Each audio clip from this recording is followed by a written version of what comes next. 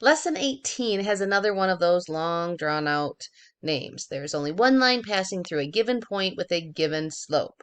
But basically, what we're going to do in this lesson is we're going to take a specific form, this y equals mx plus b, and see how it relates to a graph. And then we're going to see how we can use that relationship to graph lines very quickly.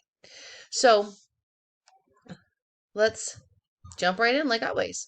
It says examine each of the graphs and their equations. Identify the coordinates of the point, oops, lost it, where the line intersects the y-axis, and then we want to describe that relationship between that point and this equation.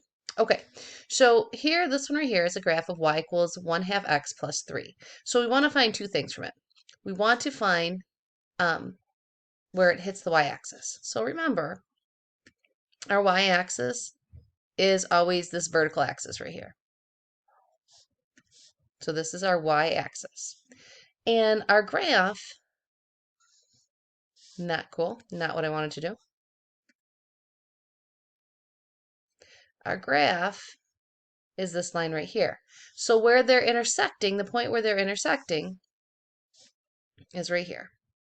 Okay, it looks like that's at the point 0 because our left and right movement is 0. And then we go up 1, 2, 3, 0, 3. Okay.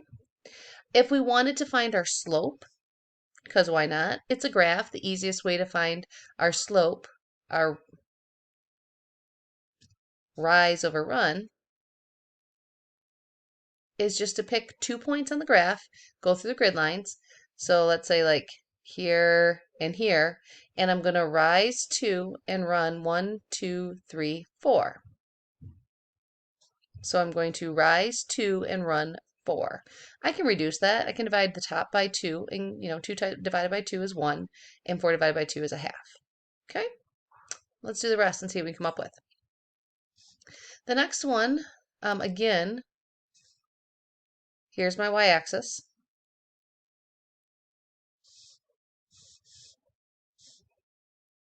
That's written really little there. And our graph is right here. So it is hitting the y-axis, which is going to be our y-intercept, at 0. And then we go up 1, 2, 3, 4, 5, 6, 7. 0, 7. If we wanted to find our slope, our rise over run, we'd pick 2 points, like maybe this one and this one. Okay? Now remember, we read from left to right. This graph is going down, so I know my slope is going to be negative. So I'm rising, but I'm actually going down 1, 2, 3, and I'm going to the right 1. So that would be -3 over 1, or just a -3. Okay, moving on to the next couple here. Identify, or just make sure I can find. Here's my y-axis. Oh, let's do green. Here is the graph. Okay, where is our line, our graph that's representing all the solutions to this? Where is it hitting the y-axis? And it's hitting at 0. Again, notice the x value is always going to be 0. It's because it's hitting the y-axis. We haven't moved left or right at all. And then down 2. Okay, and if we wanted to find our slope on a graph, we use rise over run. Slope formula would work just as well, though, just a little more involved.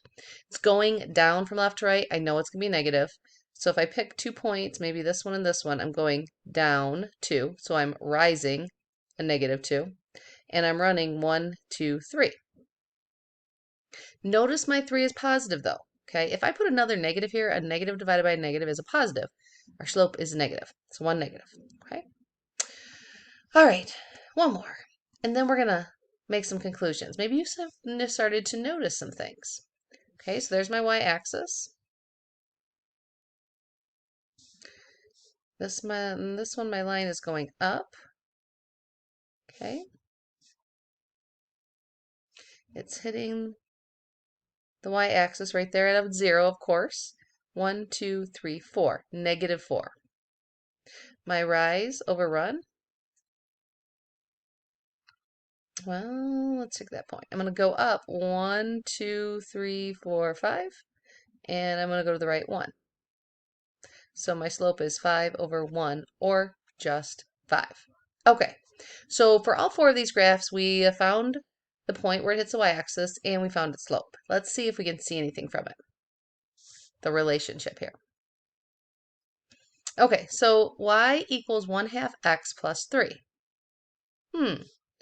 Notice I have a slope of 1/2, and I got a y value of 3. Coincidence? Maybe. Well, look at this one. This light blue line here represents all the solutions to the equation y equals -3x plus 7. -3. Hey, that's where I got for my slope. The 7 here, that's where I got my y-intercept at. Maybe it's not coincidence. This green line here represents all the solutions, all the pairing of x and y values to y equals -2/3 x minus 2.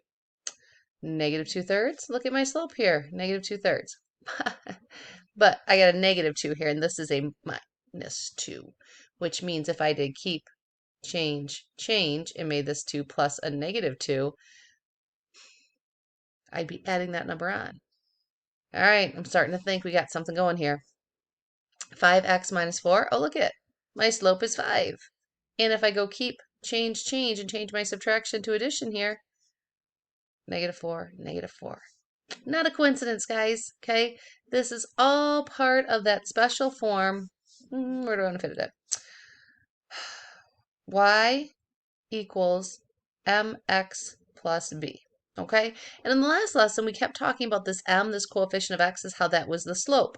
So that shouldn't have come, hopefully, didn't come as a surprise, because these were all written in y equals mx plus b form. M is our slope. We learned that in the last lesson. All of these. Y equals mx plus b. That coefficient of x, that is our slope. And we found it. But what we're going to add on today, okay, oh, sorry, this m right here, that is our slope.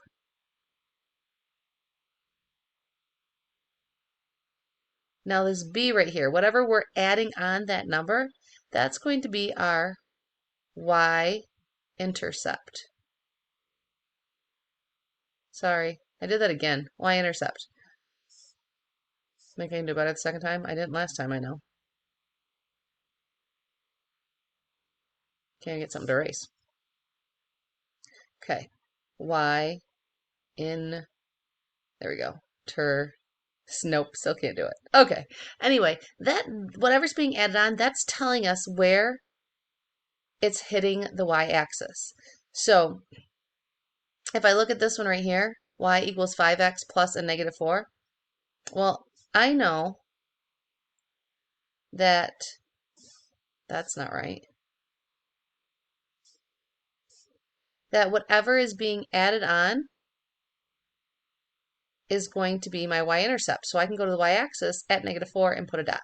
Okay, so this formula right here is actually giving us 2 pieces of information. It's telling us the slope, the rate of change if in a real life problem. It's also telling us the y-intercept. In a real life problem, it's telling us the initial value. But it's going to allow us to graph things easier without doing an input-output table.